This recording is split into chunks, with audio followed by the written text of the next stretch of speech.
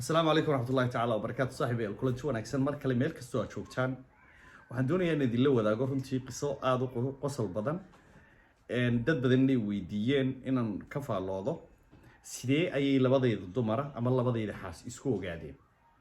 iminka ayaan idin la wadaagayaa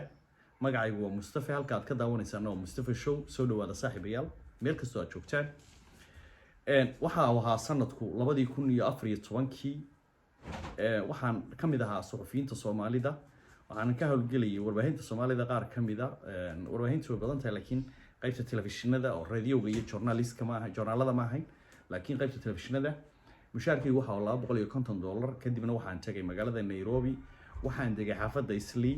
halkaasi oo aan shaqadeydii saxaafadda ka bilaabay muddo markii aan deganaa mushaarkii soo galana uu $250 yahay guri qol iyo fadhi iyo jikadiisuna ay gooni tahay aan deganay ama laba qol iyo jikayn oran karno ayaa waxa dhacday inaanu isbarnay inantaasi waxay u dhoofisay dalka Mareykanka oo waxa uu fiiso saariyay walaalkeed muddo 6 bilooda ayaanu xiriir inantii lahayn jacayl aad u qurux badan oo na dhex maray markii dambe waxaanu go'aansanay in aanu halka reer ku sameeyno waxaanu sameeynay marka si aan fiisaheeda waa taqaanaa qofku marka uu dhoofayo kadana badana hadduu uu ku soo baxayo xaasi uu ka baqda wadanka kadibna hawshaasna waan si kala u farsameynay markii aanu 4 bilood aqal lahayn gurigeyga aanu deganahay halkayga nolol macaan oo yana bil loo soo diray anigana lafteedu $250 mushaar aan qaato ayaa waa ay dhooftay oo waxa soo baxay fiisihii waa ay tagtay Mareykan bay tagtay waxay ka degtay gobolka la yiraahdo meesha la Seattle Washington markii ay 3 bilood maqnayd 4 bilood baan isqabnay 3 biloodna way iga sii maqnayd suuqeen waa 7 bilood waxa ay bilowday $350 Mareykanka ah oo ay biilahaan igu soo diri jirtay $250 horena waan qaataa $600 baa mushaar ahaan igu soo gala magaalada Nairobi gaar ahaan dhulka ay Soomaalidu qaybta ay ka degto waxaan ku fikiray marka inaanan iyo ku xanimnaanin mushaar isoo gala ka Mustafa ahaan iyo waxdii qof uu igu soo biiliyo ii soo diro kadibna waxaan sameeyay waxaan furay meel shiisha baara oo ku taala magaalada Nairobi shiishadaas waxay shiishad weyn oo mar kaliya ay 50 qof soo fadhiisan karto waxaa ka shaqeynaya 8 hablood oo Eritrean ah 2 Ethiopian iyo ina Soomaalida qaybta Soomaalida maqalkii qaabilsanay 12 shaqaalaha baa ii shaqeynayay muddo yar kadib dhowr bilood kadibna waxaan sameeyay meel electro shop oo telefoonada iPhone-ka mooyaane telefoon kale lagu gadin baan ku sameeyay Nairobi labada meherood oo shaqeynaya marka halkaana 3 baa ka shaqeeya 2 wiil iyo ina Soomaalida baa ka shaqeeya guud ahaan marka shaqaalaha ay shaqeeya 14 qof gurigeyga marka waxaan u talagalay inay privacy aniga yahaado aan ciidina ila soo degin aan kaliya halka iska deganaado muddo markaan sidiisa iga deganaa biilkayga yimaado xaaskina ay Mareykan igaga maqan tahay oo aan cid kasto oo timaado yiraahdo mayniyo aniga kaliya deganaanayo oo mar raba in cid ila soo degto ayaa waxa dhacday maalin maalmaha kamida in hooyo iyo inanteedu ay ka yimaadaan magaalada Beledweyne ee gobolka Hiiraan oo ay yimaadaan Nairobi kadibna iyagoo dhoof laftooda u socda markii ay guri kira raadiyeen baa wax loo soo tuuray Mustafa ayaa guri ka balaaran degan balanteeduna waxay ahayd markii hore aan galay inaan cidina ila soo degin hooyadii marka aniga balanteedu waxay ahayd maya inaan cid walba ku raado laakiin markii ay islaantii maamadii iyo inanteedii hor yimaadeen go'aankayga hore waxa uu noqday wax kama jiraan sababta horteeda waxay soo istaagtay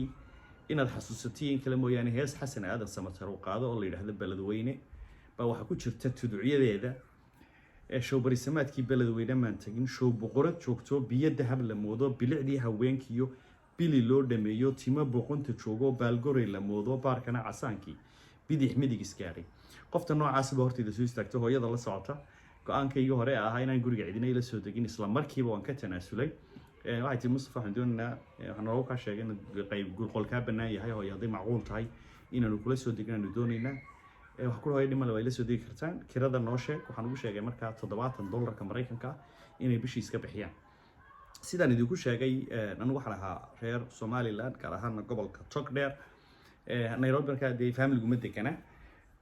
markii waxaan hadeen iska shaqeysto oo subaxii meeradaha wax ka cuna oo halkan uu soo hurdo taga markay 2 bilood ila deganaayeen runtii waxaan dareemay care fara badan oo la isiinayo marka qaar inta la soo celiyo cuntadaadu waa diyaar maxaad soo doonan weyday ama quraaco wariya intaanad bixin dharkayga ka wadaysan kadibna waxaan ka xishooday in bishii saddexaad aan ka qaado kiradii guriga waxaan ku ma soconayso intaas aad joogto horaan idinka qaadan mooyaane may kira ma bixinaysaan deganaada inta waxay idiin soo hagaagayaan maamadii markii muddana la joogtay bil kale ah waxay tii Mustafa waxaan doonayaa inaan ku noqdo magaalada Beledweyne waxaan doonayaa inaan mas'uuliyad adiga dusha ka saaro waa inaad mas'uuliyadda sideeda uga soo baxdaa oo aad ilaalisaa waxaan kugula dardaarmayaa inanta adiguna iska ilaali dadkana ka ilaali oo mas'uuliyad weyn adigu iska ilaali dadkana ka ilaali maadaama tii laba dhalinyaro ah guri wada degan nolol qurux badan iskaga jira waa inaad adiguna iyadiina ilaalisaa dadkii kale aad ka ilaalisaa sidii walaasha ka yar aad ula dhaqantaa ballantii maamada waan u qaaday maamadiina waxay ku noqotay magaaladii Beledweyne iyo Soomaaliya dib ugu soo laabatay halkii baa sii joogay maadaama waxa jira damaaci ma ku geli karaya mise kuma geli karaya haddaba aan ku gelaya laakiin dib ugu laabo Xijaaj ibn Yusuf ayaa ilmo yar sheekad inaad dhageystaan taariikhda Xijaaj ayaa wiil yar baa aad u dhibaya oo hadal walba ku radinaya oo beeninaya oo nafta u keenaya marka dambe uu aakhirkii ka yari wuxuu qornay intuu wuxuu hanti badan ka qaatonaya Xijaaj oo halkeen ka baxa kadibna albaabkii amaanka ah uu tilmaamaya albaabkii amaanka ah uu ka baxaya umradii iyo wasiiradii la fadhiyay Xijaaj baa waxay weydiinayaan maxaad albaabka amaanka ugu tilmaantay kuwa kale ee lagu dili karo aad ugu tilmaami weysay waxa uu yiri hadduu ila tashan lahayn oo iska bixi lahaa waan ka aamusi lahaa dee albaabada midkooda ka baxo xukuumada kala nooc ah ay u yaalin laakiin uu ila tashtay markana wuxuu yiri Xijaaj halkeen ka baxa marka qofka hadduu kula tashto waa la amaan yeelaa waa la magan geliya maadaama maamadu ugu tiri Mustafa adiguna iska ilaali dadkana ka ilaali marka mas'uuliyad fara badan baa saaran laakiin qof dee aan idin sheegay markii horeba oo Beledweyne ka timid ilka yar oo dabaro cascas le joogeeda ilaahay yaa idin keenayo ayaa meesha taagan si aan kalgacayl ugu abuuro oo aan u soo jiito ayuunbaa falowgeeda sameeyey laakiin shukaansi waxba uma bandhiganin shinimooyinkaan geynayay mararka qaar dalxiis baan u saareeyey jamhuuriyadda Jabuuti baan margeeyey oo 2 wiil ku maqnayn mar kale waxaan tagnay magaalada waddanka Madagascar oo dhinaca koonfur bari Soomaaliya kaga toosan Uganda geeyey waxaan geeyey Rwanda geeyey waliba hotelkii khaaska ah hotel Rwanda filmka lagu sameeyay ayaan isagana tourist usoo tagnay usoo dalxiis ahaan u tagnay inantii qalbigeeda waxaan ku abuuray in ay marka dambe iyadu iyo holoto inay aniga isku kaansato gabadhii kale Mareykanka lacagta iga soo dirtaa oo xaggaas ay ku maqan tahay way wareystaa guddi Mustafa waxaan ku weydiiyay kaliya baan nool Mareykanka lacagta kaga soo dira waxaan ku walaashay ay Mareykan joogto oo lacagta isoo dirta ogow dee waxaan ku waxa halka ka isticmaalay dumar been baa lagu soo xiray galiya run baa lagu dhaqaa kadibna